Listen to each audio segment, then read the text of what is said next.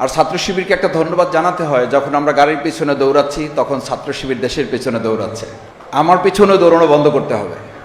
আমাদের গাড়ির পিছনে দৌড়িয়ে লাভ হবে না, আমাদের দেশের পেছনে ছুটতে হবে। আমার জানা নেই কোনো ছাত্র সংগঠন এরকম আয়োজন বাজেটকে সামনে রেখে তরুণদেরকে অ্যাড্রেস করে আর কেউ করছে কিনা। করে থাকলে ভালো, কিংবা না করলে করার সুযোগ আছে, করা উচিত।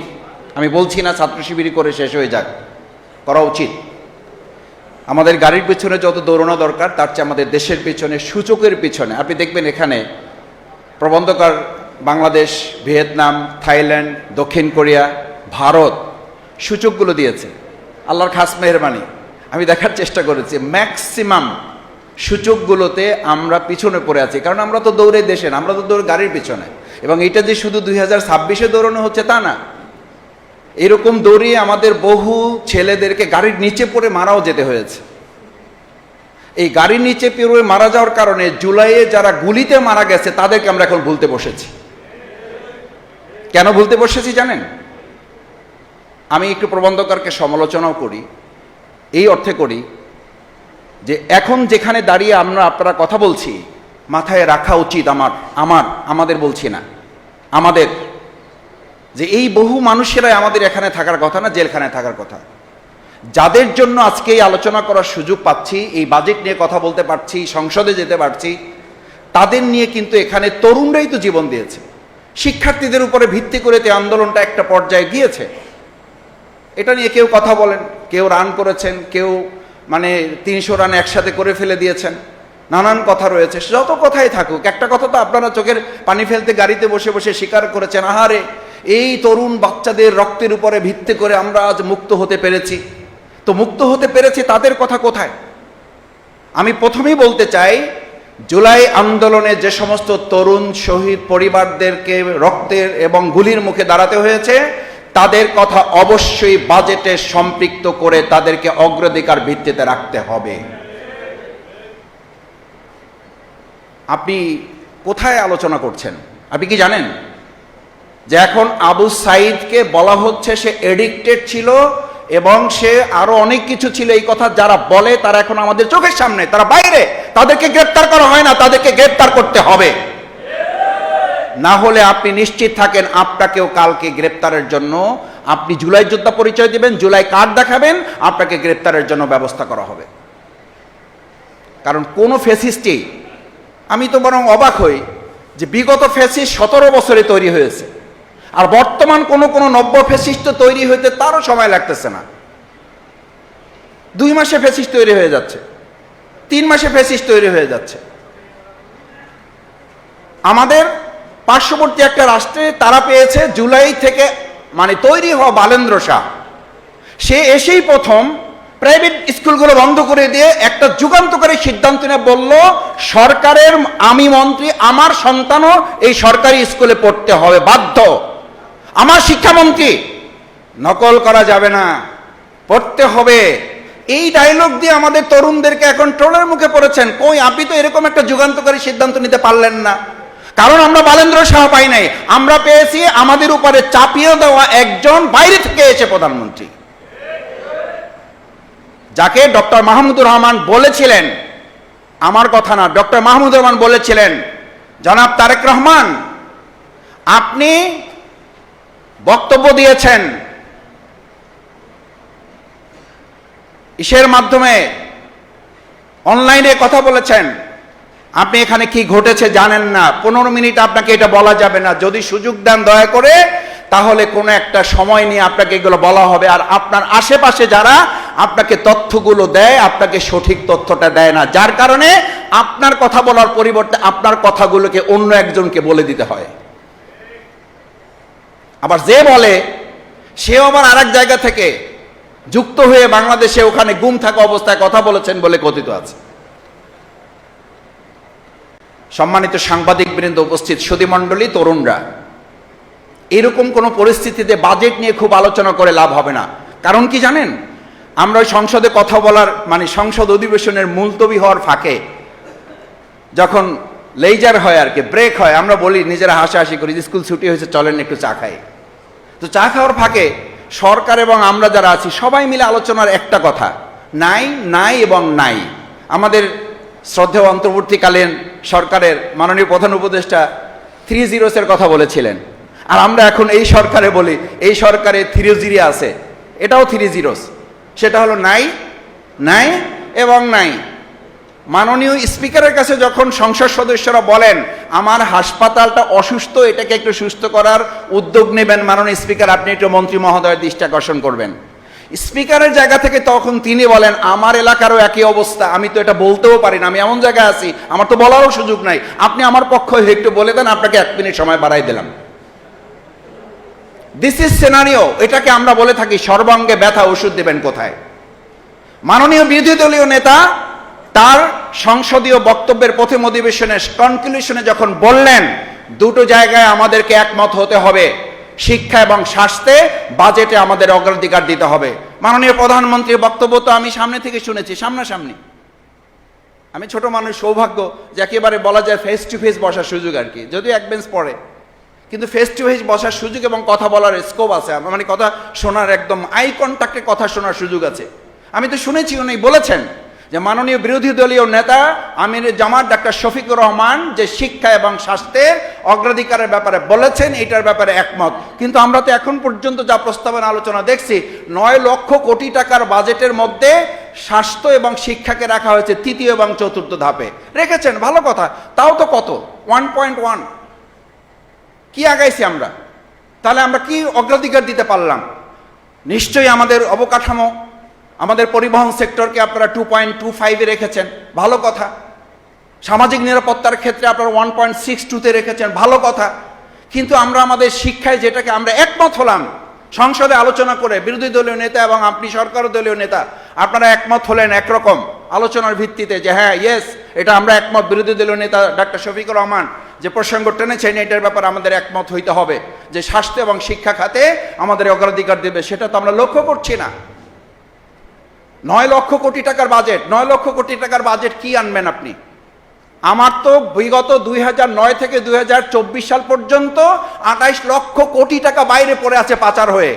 আমাদের নেতাদেরকে, সেই সময়ের ফ্যাসিস্টদেরকে এখন আমরা দেশে ফিরে নিয়ে আসতে পারতেছি, জেলখানা থেকে তারা বের হয়ে যাচ্ছে এবং ভালো আওয়ামী লীগ থেকে তাদেরকে ফ্রেশ করা হচ্ছে। কিন্তু এই 28 লক্ষ কোটি টাকা যেটা এখনকার সর্বোচ্চ বাজেটের 3 গুণ, সেই 28 লক্ষ কোটি টাকা ফিরিয়ে আনার কি উদ্যোগ সরকার নিয়েছে সেটা এখনকার সমাজ জানতে চায়, এই তরুণ প্রজন্ম জানতে চায়।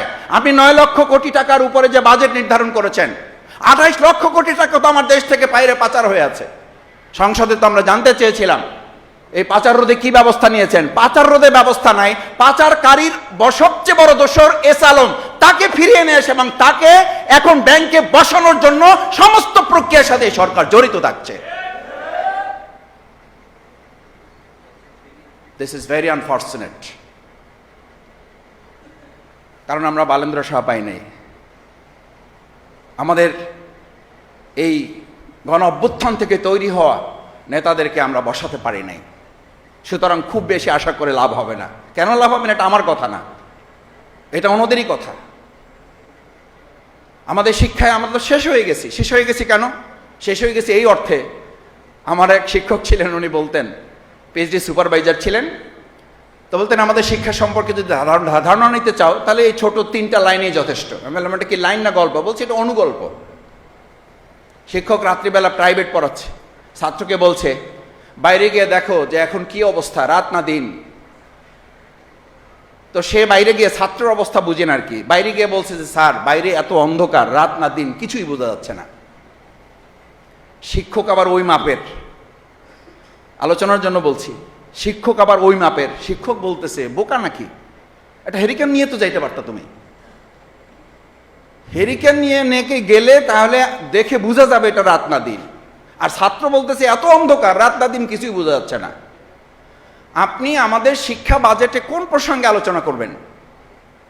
আমাদেরকে সন্তানদেরকে ড্রেস, জুতা, ব্যাগ দেওয়া হচ্ছে। আমি ছোট সময় আরেকটা গল্পের কথা বলি।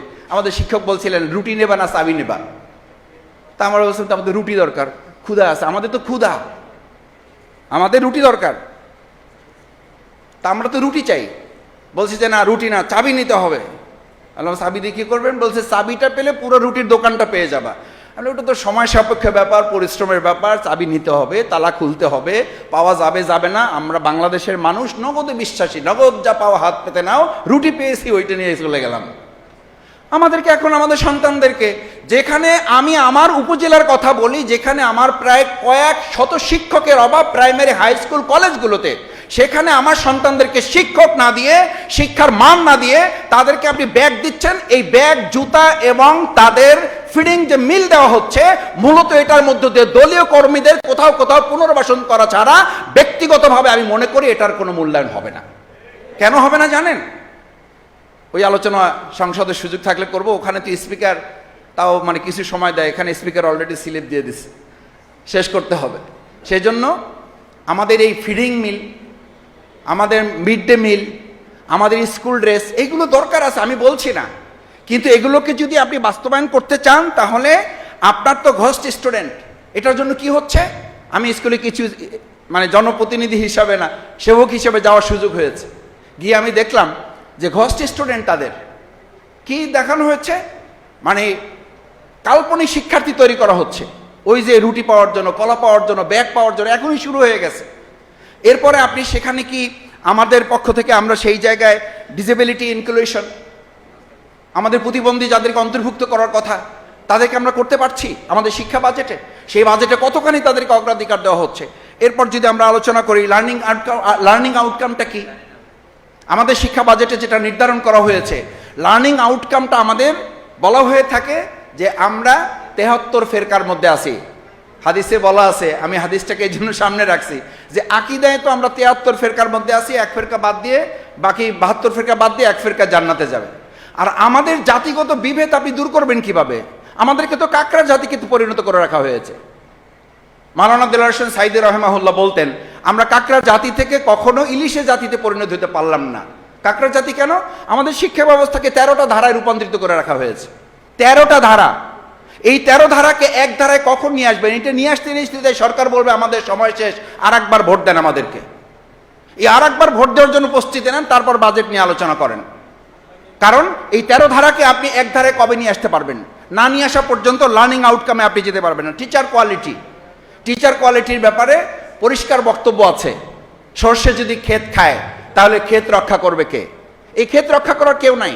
সর্ষে তো ক্ষেত খাচ্ছে, ক্ষেত তো আমাদের শস্য রক্ষা করতে পারছে না।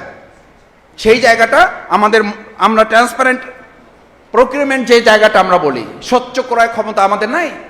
সেই ক্রয় ক্ষমতা না থাকার কারণে আপনি যদি এখন প্রযুক্তিগত শিক্ষার কথা বলেন, তাহলে আমাদের সব জায়গায় দেখবেন ভ্যাট কমানো হবে। আমরা হয়তো জানি না, আমাদের মোবাইল, ট্যাব, ল্যাপটপ, এই যে মানে যে প্রযুক্তিগুলো আছে, এই প্রযুক্তিগুলোতে আমরা ভ্যাট কমাতে পারবো না।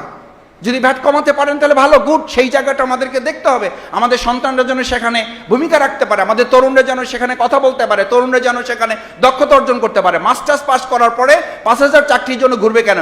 এখন শেষ কথা, উদ্যোক্তা তৈরি করা, ইসলামী মূল্যবোধে উদ্যোক্তা তৈরি করা। উদ্যোক্তা তৈরি কি? A man with career without character is more dangerous then a lion. আমাদের তরুণদের সাথে যদি তাদের প্রযুক্তির পাশাপাশি যদি তাদের মূল্যবোধকে অ্যাটাচ করা না যায়, কি হচ্ছে আজকে? অবাক হওয়ার কোনো কারণ নাই। ইতিমধ্যে 2024-25-এ এটা মানে বাস্তবায়ন করা হয়েছে। স্টুডেন্টদেরকে ডোপ টেস্টের মধ্যে আওতাধীন করা হয়েছে। ভর্তি পরীক্ষায় ডোপ টেস্ট নেওয়া হচ্ছে, এবং শুধু ডোপ টেস্ট নেওয়া হয় নাই, আশার দিক আছে। আশার দিক শুনবেন, আশার দিক হচ্ছে সেখানে 3 জন শনাক্ত হয়েছে। আরও আশার দিক শুনবেন, সেই 3 জনের মধ্যে একজন ছাত্রীও আছে। আরও আশার দিক শুনবেন, আহসানিয়া মিশন যেখানে মাদক নিরাময় কেন্দ্র, সেখানে 432 জন ভর্তি। সেই 432 জনের মধ্যে 47 জন যে নারী। এবং আমাদের একটা গবেষণায় দেখা গেছে 47.5% বা প্রায় 48-এর কাছাকাছি যারা নিহত হয়েছে, এই আত্মহত্যা করেছে, এই আত্মহত্যার মধ্যে মাদকাসক্তি সম্পর্কে ওনাদেরই জনাব শামসুর রহমানের সেই বহু আগের কবির বক্তব্য ছিল, লেখা ছিল, আমাদের প্রত্যেকটা বিদ্যালয়ের মাঠ এক একটা মাদকের হাট। মাদক নিয়ন্ত্রণ করবেন কিভাবে? মাদক নিয়ন্ত্রণ করতে না পারলে তরুণদেরকে আপনি শিক্ষা দিবেন, শিক্ষা দিচ্ছেন আমরা সবাই জানি যে মাদকের এখন বিদ্যালয়গুলো, মাঠগুলো এক একটা মাদকের হাটে পরিণত করে রাখা হয়েছে, এবং সেখানে বলা হচ্ছে দেয়াল দিয়ে এটাকে সিকিউর করতে হবে।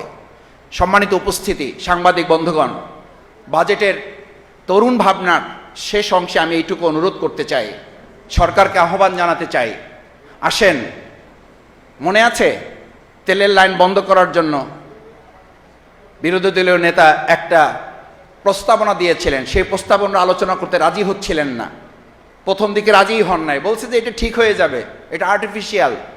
আমরা বলেছিলাম এটা আর্টিফিশিয়াল যদি হয় সেটাও আলোচনা হয়ে ঠিক হওয়া উচিত। আলোচনা হয়েছে, ঠিক হয়েছে, একটা কমিটি হয়েছে, একটা লিয়াজু হয়েছে। লিয়াজু কমিটি করার পরে দেশের মানুষের মধ্যে আস্থা তৈরি হয়েছে যে সরকার এবং বিরোধী দল মিলে যখন কোনো কাজ করে তখন এটা বন্ধ হয়েছে, এবং তার 2 দিন 3 দিন পর থেকে দেখা গেছে এই সমস্যাটার সমাধান বের হয়ে আসছে।